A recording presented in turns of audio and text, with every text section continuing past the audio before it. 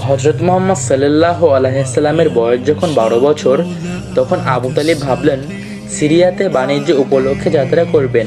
পথিমধ্যে নানা বিপদ আপদ ও দুঃখ কষ্টের জন্য ভাতিজা হজরত মুহাম্মদ সাল্লাল্লাহু আলাইহি সাল্লামকে না নিয়ে যাওয়ার কথাও চিন্তা করলেন।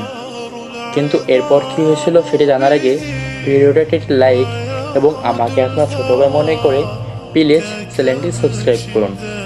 কিন্তু হজরত মুহাম্মদ সাল্লাল্লাহু আলাইহি সাল্লাম চাচা আবু তালিবকে এতই ভালোবাসতেন, তিনি তার সঙ্গে যাবেননি। তাই আবু তালিব তাকে সঙ্গে নিয়ে চাচা ও ভাতিজা উভয়ই বর্ষা নামক একটি স্থানে হাজির হলেন।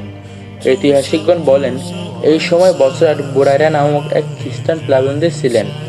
তিনি মুহাম্মদ সাল্লাল্লাহু আলাইহি সাল্লামকে দেখেন। তার দৃষ্টিতে বালক হজরত মুহাম্মদ সাল্লাল্লাহু আলাইহি সাল্লাম বলেন, এই বালক একদিন ভবিষ্যতে নবী হবে।